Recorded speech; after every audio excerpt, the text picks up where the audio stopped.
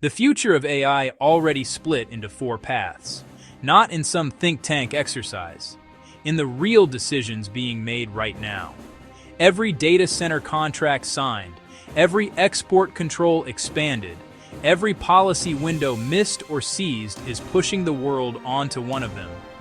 One has a 40% probability. It's the base case, the default destination. And almost no one is talking about it honestly.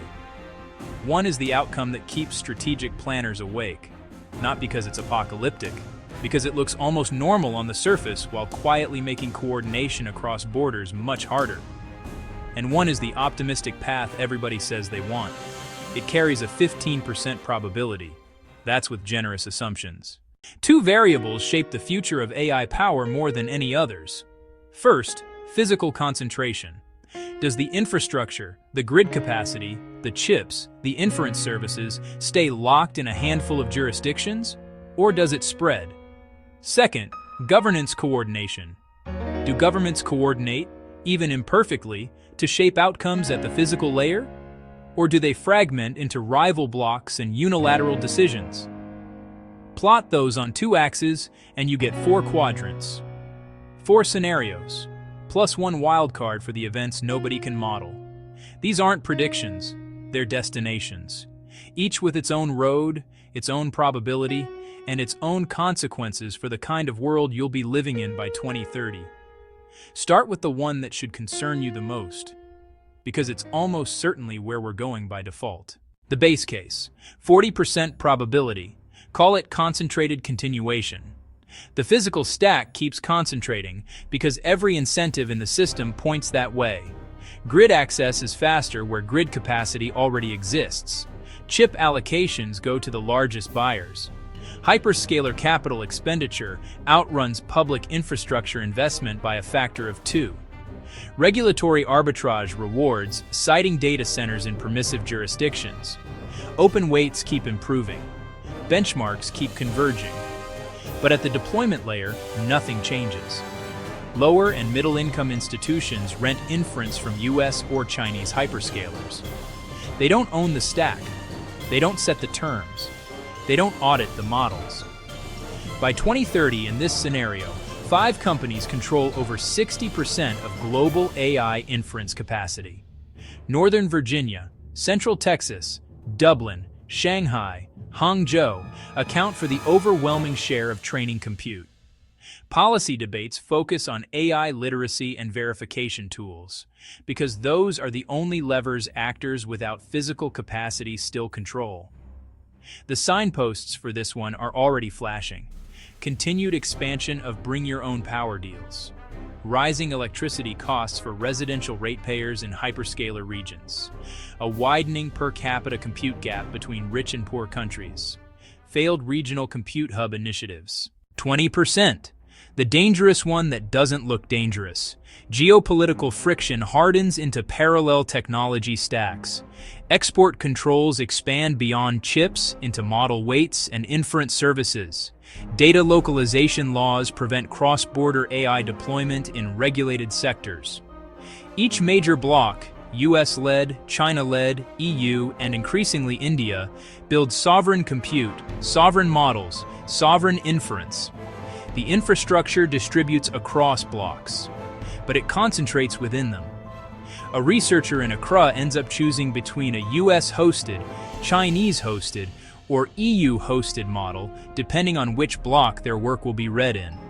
Cross-border scientific collaboration degrades, not because scientists disagree, because the AI systems mediating their work operate on different factual priors, different safety assumptions, different blind spots.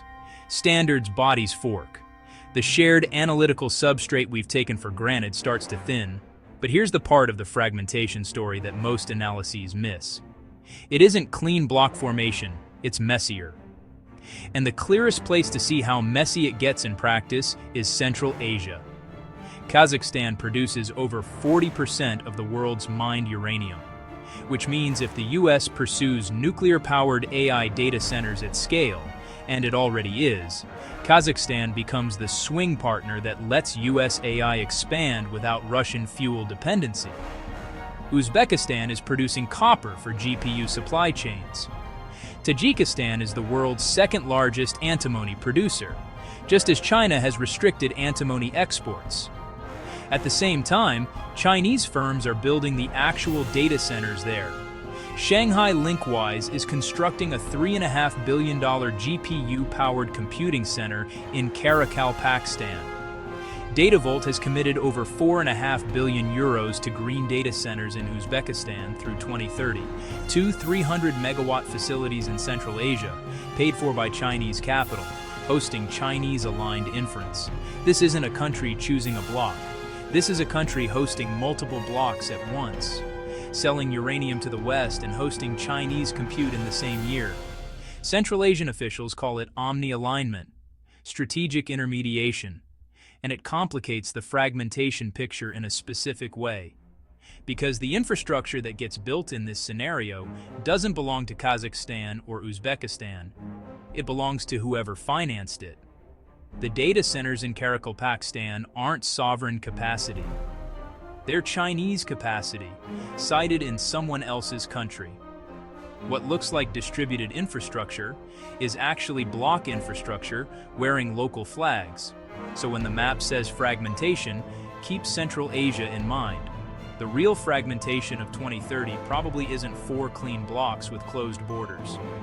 It's swing states hosting parallel stacks, extracting rents from multiple sides, while the underlying physical layer still belongs to the hyperscalers who paid for it. That's what 20% looks like on the ground. Watch for the broader signposts. Incompatible AI governance regimes across 4 or more major blocks. Growth of sovereign AI initiatives in India, the Gulf states, ASEAN. Binding data residency laws in 20-plus countries. Export controls extending to model weights. Same probability as fragmentation, different logic. Physical concentration holds, but international coordination produces partial mitigation. Development finance institutions fund regional compute access. Hyperscalers accept negotiated pricing for lower-income countries in exchange for regulatory predictability. Multilateral bodies broker baseline access agreements. This is not redistribution, it is managed dependency. Lower and middle-income governments get API access for approved applications, public health, education, agricultural extension. Not for economic strategy or political analysis. The cognitive effect is a form of conditional empowerment. Useful, but structured by the interests of whoever designed the stewardship arrangement. Signposts. World Bank or African Development Bank. Funding windows explicitly directed at AI infrastructure. EU Global Gateway redirecting money toward compute hubs. Bilateral AI for development agreements. The optimistic scenario. 15%, and that number might be generous. This one requires sustained multilateral investment at a scale of tens to hundreds of billions of dollars. Successful technology transfer. Political windows in which physical layer investment gets treated as a development priority on par with roads or power grids. Open weights combined with publicly financed inference services, running on renewable power, with local governance and safety tuning. If this happens, you'd see publicly financed inference services operating in 15 or more lower-income countries. Workshop owners in Nairobi, Dhaka, Lagos using those services to bypass traditional gatekeepers. AI literacy becomes the actual binding constraint, because the physical one has eased. The disconfirmers, capex contraction that kills pilot financing, energy costs that make distributed inference uneconomic, model collapse dynamics that degrade open weight quality, political instability. Any one of those can drop this to single digits. 5%. A discontinuous event reshapes everything. A grid cascade failure in a major hyperscaler region. A high-profile alignment incident that triggers emergency regulation. A geopolitical shock that severs critical supply chains. A breakthrough in edge inference that decouples capability from centralized power. Direction is undetermined.